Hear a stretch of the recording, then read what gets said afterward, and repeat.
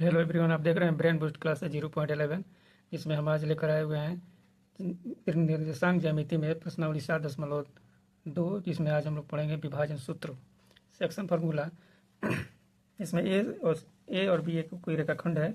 इसके बीच की ए और बी एक रेखाखंड है, जिसमें ए का निर्देशांक है x1 y1 और बी का निर्देशांक है x2 y2, और एक सी है आपको एक विभाजित कर रही है। सी एक बिंदु है जिसका निर्देशांक xy दिया हुआ है, और दोनों के बीच में जो खंड प्राप्त हुआ है, जो विभाजित करने के बाद जो खंड मिला है, इसको ए सी यानी कि M1 और सी बी यानी कि M2 मिला है। इसमें बिंदु ए x1 y1 और बी x2 y2 को बिंदु सी xy M1 और M2 के अनुपात में आंतरिक रूप से विभाजित करता है, अर्थात AC बटा सी बी बराबर M1 बटा M2, यानी कि AC के मान M1 और सी बी के मान M2 हो गया। विभाजन सूत्र है सी एक्स वाई का निर्देशांक, यानी कि जो रेखा जो बिंदु विभाजित कर रही है उसका निर्देशांक अगर ज्ञात करना हो, यानी कि इसमें सी बिंदु जो है इसका निर्देशांक ज्ञात करना हो, तो हम इस विभाजन सूत्र का इस्तेमाल करेंगे।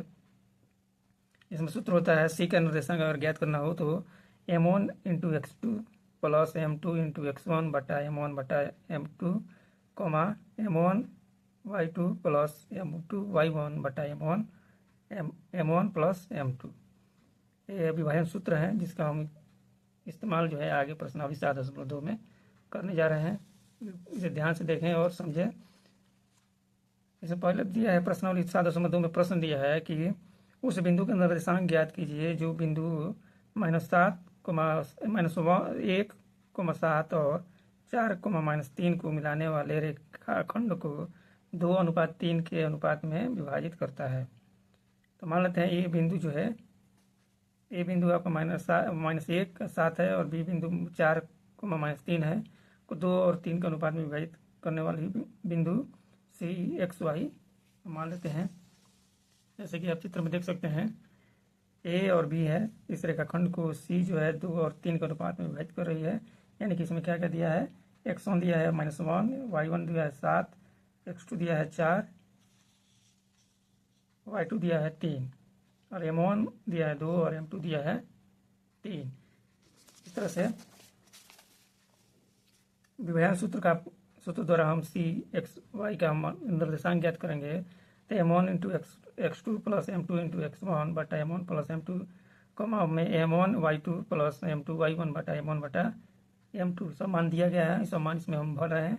2 गुणे 4 प्लस 3 गुणे -1 बटा 2 जोड़ 3, 2 गुणे -3 प्लस 3 गुणे 7 बटा 2 प्लस 3, ये सब मान दिया गया है। आप उसको दे करके भर सकते हैं।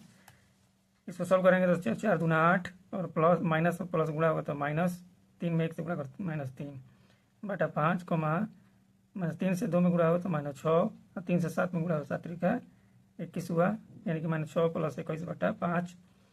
अब 8 में से 3 गया 5 बटा 5, 21 में से 6 कम हो जाएगा तो 15 बटा 3, यानी कि इसको कटाएंगे तो 5 से 5 कट जाएगा एक मर्त में, यानी कि 1,15 में 5 से भाग करेंगे तो 3, यानी कि सी का निर्देशांक हमारा हो जाएगा 1,3, हमारा राइट आंसर होगा। अगला प्रश्न देखें, प्रश्न संख्या 2। प्रश्न संख्या 2 है कि बिंदु 4, -1 और 2, -3 को जोड़ने वाले रेखाखंड को समत्रिभाजित करने वाले बिंदुओं के निर्देशांक ज्ञात कीजिए। यानी कि ये भी एक रेखा मान लेते हैं, ये भी एक रेखाखंड है जिसका ए का निर्देशांक 4, -1 और डी का निर्देशांक है -2, -3 है। इसको 3 भाग में विभाजित किया गया है। इसमें पहला भाग, दूसरा भाग और तीसरा भाग है, यानी कि एक भागी यानी 3 भाग में समत्रिभाजित, तीनों भाग को समान रूप में विभाजित किया गया है, समान लंबाई है। तो माना रेखाखंड AD को समत्रिभाजित बिंदु बी और सी है, जिसमें ए 4, -3 तथा डी -2, -3 का निर्देशांक है। AD को बी और सी समत्रिभाजित करता है तथा सी के निर्देशांक ज्ञात करना है। सी का निर्देशांक हम ज्ञात करेंगे। इसमें दिया है x1 बराबर 4, y1 बराबर -1, x2 बराबर -2, y2 बराबर -3। निर्देशांक बी के लिए निर्देशांक हम देखें तो बी के लिए निर्देशांक अगर देखें हमारा देखिए बी का निर्देशांक निकालना है, तो बी का इधर एक पार्ट है, इधर दो पार्ट हो रहा है, यानी कि एक पार्ट जो है m1 हो जाएगा और ये दो पार्ट जो बच रहा है ये हो जाएगा m2। उसी चीज़ को यहाँ पर बताया गया है। m1 बराबर 1 ए बी, m2 बराबर 1 + 1 बराबर 2, यानी कि B C plus C D को जोड़ा गया है। समान हम लोग रखते हैं m1 × x2 + m2 × x1 बटा m1 + m2, m1 y2 + m2 y1 बटा m1 + m2। समान इसमें भरेंगे हम, तो देखेंगे कि 1 × -2 + 2 × 4 बटा 1 जोड़ 2, 1 × -3 + 2 × -1 बटा 1 + 2। तो सॉल्व किया गया, -2 से 1 गुणा करेंगे तो -2, 4 से 2 गुणा 8, -2 + 8 बटा 3 हो जाएगा। इसको गुणा किया गया तो -3 और इधर प्लस माइनस गुणा करेंगे तो -2 हो जाएगा, यानी कि देखें तो 8 में से 2 कम हो जाएगा, 6 बटा 3। इधर दोनों माइनस में जुड़ जाएगा, माइनस लग जाएगा, -5 बटा 3, -5 बटा 3 है, 8 में से 2 कम हो गया, 6 बटा 3, 3 दोनों माइनस में जुड़ जाएगा, 5 बटा 3, 6 में 3 से भाग करेंगे 2, यानी कि 2, -5 बटा 3, ये बी का निर्देशांक हमारा हो गया। इसके बाद हम सी का निर्देशांक देखेंगे। निर्देशांक सी के लिए तो x1 हो जाएगा 4, y1 हो गया -1, x2 हो गया -2, y2 हो गया -3। तो यहाँ पर m1 के जो हो जाएगा m1 A B + B C, यानी कि 1 + 1 बराबर 2 हो जाएगा, और m2 यानी कि सी डी बराबर 1 हो जाएगा। सबका मान अगर इसमें रखें m1 × x2 + m2 × x1 बटा m1 + m2, m1 y2 + m2 y1 बटा m1 + m2। सबका मान अगर रखें इसमें तो 2 × -2 + 1 × 4 बटा 2 + 1, 2 × -3 + 1 × -1, इसको गुणा किया गया, प्लस माइनस हो जाएगा, 2 दूगा 4, 4 से गुणा गया 4 बटा 3, यानी कि -4 + 4 बटा 3, इधर हो जाएगा -3 से 2 गुणा करेंगे तो -6 - 1, यानी कि 6 1 7, यानी कि -7 बटा 3, इधर 4 से 4 कट जाएगा, 0 बटा 3, यानी कि 0, यहाँ देखें 4 से 4 कट गया तो बचेगा 0 बटा 3, इधर 7 बटा 3 हो जाएगा, -7 बटा 3, 3 से 0 भाग करेंगे तो 0, और इधर हो जाएगा -7 बटा 3, यानी कि सी का निर्देशांक हो गया 0, -7 बटा 3। इस प्रकार बी और सी का निर्देशांक हमको प्राप्त हुआ 2, -5 बटा 3, सी के लिए 0, -7 बटा 3 हमारा राइट आंसर हुआ। अगला प्रश्न देखें, प्रश्न संख्या 4। प्रश्न संख्या 4 देखें, बिंदु -3, 10 और 6 -8 को जोड़ने वाले रेखाखंड को बिंदु 1, 6 किस अनुपात में विभाजित करता है। तो हम मान लेते हैं, माना बिंदु -3, 10 और 6 -8 को जोड़ने वाली रेखाखंड को बिंदु -1, 6 m1 और m2 अनुपात में विभाजित करती है, जिसमें x1 -3, y1 10, x2 6 और y2 -8 है। m1 और m2 हमें ज्ञात करना है। m1 और m2 को हमको पता करना है कि m1 और m2 का मान कितना होगा। तो इसे विभाजित करने वाला जो बिंदु है -1, -6 बराबर हो जाएगा m2 x1 + m1 x2 बटा m1 + m2, m2 y1 + m1 y2 बटा m1 + m2। तो विभाजन सूत्र हो गया, यही बिंदु जो है इसको विभाजित कर रही है, तो विभाजन बराबर हो जाएगा इतना। इसको इधर रख सकते हैं, कोई इधर उधर रख सकते हैं, m1 x2 + m2 x1 बटा m1 + m2 plus m1 y2 + m2 y1 बटा m1 + m2। सबका मान अगर इसमें भरें तो m1 × 6 + m2 × -3 बटा m1 + m2, m1 × -8 + m2 × 10 बटा m1 + m2। तो सॉल्व करें तो 6m1 - 3m2 -8m1 + 10m2 बटा m1 + m2। हम जानते हैं कि x का मान x के बराबर तथा y का मान y के बराबर लिख सकते हैं। तो हम देखें यहाँ पर x का मान x के बराबर लिखे हैं, यानी कि x का मान है और ये y का मान है, तो x का मान x के बराबर होगा, y का मान y के बराबर होगा। तो इसमें देखिए हम x का मान x के बराबर कर रहे हैं, अतः -1 बराबर 6 - 3m2, यानी 6m1 - 3m2 बटा m1 + m2। सूत्र से गुणा किए तो हो जाएगा -1 × m1 + m2 बराबर 6m1 - 3m2। यानी कि तिरछा गुणा किए हैं तो -1 इंटू M1 प्लस M2 बराबर 6M1 प्लस 3M2 गुणा किया गया है तो सबका चिन्ह बदलेगा -M1 -M2 बराबर 6M1 माइनस 3M2। अब M1 को M1 के पास M2 को M2 के पास ले जाते हैं तो -M1 प्लस -6M1 बराबर 3M2 प्लस M2 यानी कि -M1 और -6M1 -7M1 माइनस 2M1 यहाँ बचेगा, 3M2 में से 1M2 घट जाएगा तो 2M2 बचेगा तो माइनस यानी कि माइनस माइनस कैंसिल हो गया। M2 को हम लेफ्ट साइड में लाते हैं और 7 को राइट साइड में लेते हैं तो M1 बटा M2 बराबर 2/7 यानी कि तो M1 और M2 का अनुपात हो जाएगा 2:7। यही हमको ज्ञात करना था। आगे देखते हैं। अगला प्रश्न है प्रश्न संख्या 5।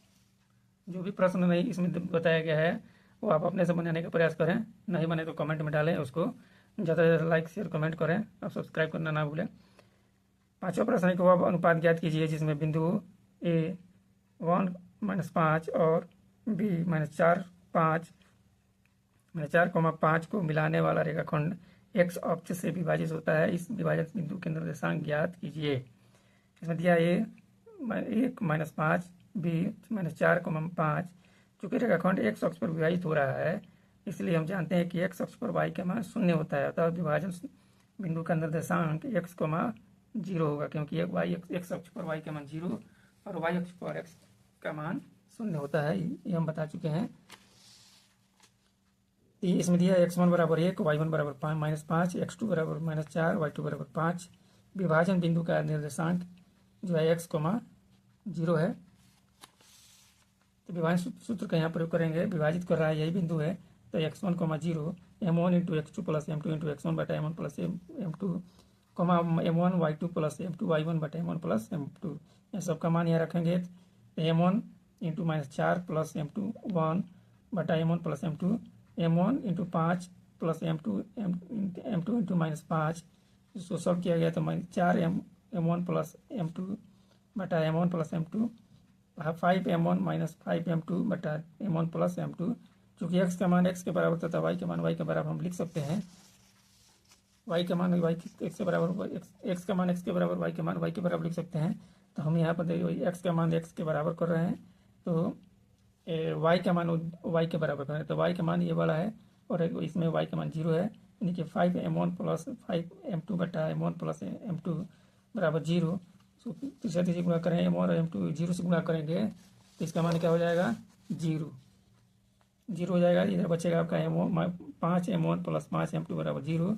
5 से दोनों में से कॉमन लिया जाए तो 5 निकल जाएगा बाहर यानी कि 5 इंटू M1 माइनस M2 बराबर 0। या 5 गुणा में इधर जाएगा तो भाग में लगेगा 0 में भाग करेंगे 5 से 0 यानी कि M1 माइनस M2 बराबर 0। इसलिए M1 बराबर M2 अर्थात इसका अनुपात जो है 1:1 होगा। इसका अनुपात हो जाएगा 1:1 क्योंकि यहाँ पर हम M1 अनुपात M2 निकाले हैं 1:1 यानी कि M1 बराबर M2 दिया है।